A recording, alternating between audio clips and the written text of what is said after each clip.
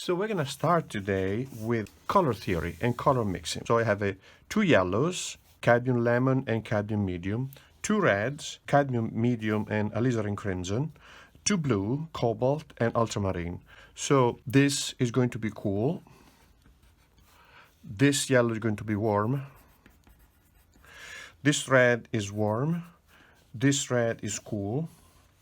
This blue is very balanced, so but we could say it's cool. And the cobalt, difficult to say if a blue is cool or warm, but this would be the warm color. So what we're going to do now, we're going to start with two triads, mixing first the cool colors together and see what happens. Then we're going to mix the warm colors together and see what's going to happen. And then we're going to mix a cool and a warm color. We're going to have pretty quickly a great variety of colors obtained just by mixing these 6 colors in here. So tools that you need today are these colors, a brush, I'll leave it up to you if you want to get a flat brush or a round, a pencil, paper. I have a sheet of watercolor paper here. And of course you need water. Here I have 2 containers of water. One I'm going to use for the cool colors and one for the warm colors.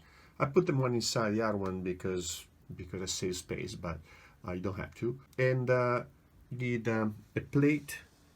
See, one of beautiful ceramic plate that broke and I never throw out anything. So I fixed it and I'm gonna mix the colors in there. You also need paper towels, paper napkins. Always have one of these to blot, to remove the excess paint. Let's get started. So first, we're going to get the watercolor paper. And then next thing I want to do is I want to block in 3 circles. So these 3 colors that I'm going to use are 3 primary colors, right? 1, 2, and 3. So I'm going to mix these 3 colors with each other. So I'm going to have, let's say, yellow. So this is going to be the cool triad, the 3 cool colors, right? Cool. And these are 3 primaries. So yellow, red, and blue. So as I mix these colors, I'm going to obtain a secondary color, right? So I'm going to put the secondary colors here. Eventually, you know, continuing with this method, we can add to tertiary colors, etc. But we'll leave that alone, right? So for now, I mix these 2 and these 2. So basically, so yellow and red, cool yellow and red, and I will obtain an orange. In theory, because then we'll see what happens, right? I'm going to mix the red and the blue and obtain a violet, right? Then I'm going to mix the yellow and the blue and obtain a green, right? So these are primary colors, and these are secondary colors. So the secondary colors are the color obtained by mixing 2 primaries. So now I get some of my yellow, cool yellow. So I go with cool yellow, right? Cool yellow here. Right? Mix a little bit of water. You can also squeeze some color out on a palette like this and then wet it. It's really up to you. I just, doesn't matter. I like to test the color before putting it down. So what you do, you're gonna test it there, see if it's the right consistency, etc. Right? And then when you have the right consistency, the right dilution, you put the yellow here. See what I mean? Now we're gonna see the difference between a cool yellow and a warm yellow later when I'm going to compare the 2. Rinse, right? Rinse well. dry up, take off all the color from the brush, because you don't want to have this color contaminate the next color, which is going to be a alizarin crimson, a cool red, right? This alizarin crimson. So I'm gonna mix it, and maybe, again, let me show you. Get a piece of paper handy, always piece of paper handy. Try it, see if it works, and say, all right, I'm happy with that. And then red, right? So this is a cool red. So cool red tend more toward the violet in the spectrum, and the warm red tends more toward the orange in the spectrum, right? So sometimes the concept of cool and warm is intuitive for some people, and for some other people, what are you talking about? Cool and warm. So this is one way you think of it. So on the spectrum, if that moves a little bit toward the green, tends to be yellow, move toward the orange, and then it's warmer. So, but now you see this is a cool yellow, this is cool red, and then we're gonna put in an ultramarine, right? Ultramarine blue, very beautiful, balanced blue. We'll try it. It's a little bit beady, I don't like it, so I'm gonna get a little bit more paint here. So I decrease the dilution, right? And then try again, better, right? So, and then I put it here.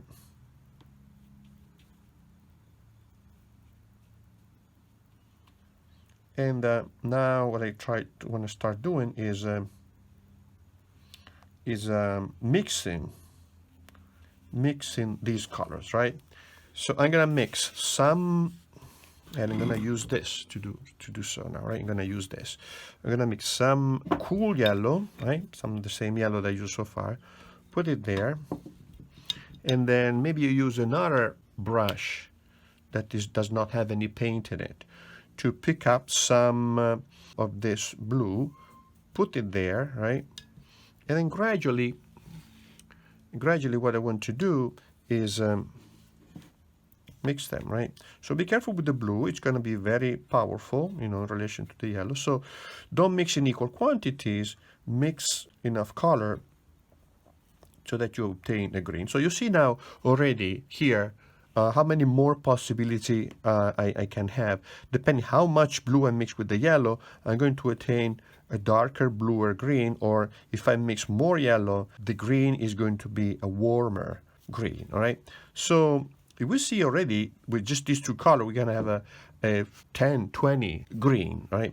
So now I put the green here, right? And this green is a little bit an acid green, you know, but it's not super bright, but sometimes maybe I need a green like that, right? So I'm going to block in my little square of green, and I have my first secondary color, right? So if instead of using a cadmium yellow, I would use a transparent cadmium lemon, the green will be much brighter. So there is even this consideration. If the color is transparent or opaque, will create different colors with different brilliancy, different qualities. So now let's see, we get the orange. So this should be, actually, let's go. They keep the orange, the surprise, for last, right? So we see the blue and the violet and the red, which should make violet. So I'm gonna get the same red here, right? The same red that I have here. Mix it in my little dish. You know, when you paint, you should never do this, of course, you know, but I have limited visual field, so I have to drag this over the painting, right? So, but you don't, this is anathema. The artist should hold their painting, even if it's just an exercise like this, sacred, right? So you see what happened here with the violet, right? Same thing. Look how beautiful that is. I add a little bit more blue, a little bit darker. So these are two transparent colors, right? Two transparent colors, and I can obtain a nice dark violet or purple, or really depends on how many, the dilution of the quantity actually of red versus blue, right, and vice versa. So now to move on to orange, right, and we'll see how we take a little bit more yellow, right. So yeah, we'll always want to have the brush clean, right, because if I start taking a brush that has some green in there, I put it in there, that green is going to be contaminated. It's not going to be pure anymore. And these colors are just beautiful. I mean, these are, I really love these colors. They're blocks, and they are kind of made with honey. Nobody makes them with honey anymore. I mean, honey is really not this great magic anything, right? But it's traditional. It's traditional, a very traditional method. So anyway, so now I get this nice orange, right? Actually, you know, this orange is much better than I thought. But later we're going to compare this orange with an orange obtained with different mixes, right? Beautiful orange, very nice, warm, but not the sport car orange that you would expect, right? Closer to a brick orange, right? See that? Right.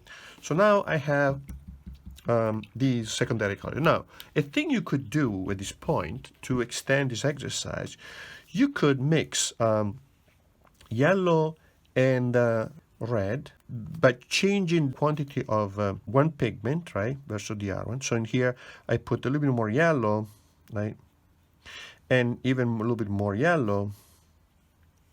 See that? Until I get to minimal difference between the original, different between the yellow and the orange. See that? So in here, just like that, I have 1, 2, 3, 4, but I could also go toward the darker oranges. So add a little bit more red and obtain another extra 3 colors, right? You could also create many more oranges in here with minimal differences. But so imagine, let's say we could have here 10 oranges. We could have now 10 violets. We could have 10 green. So just with these 3 colors, I have obtained 30 colors, right?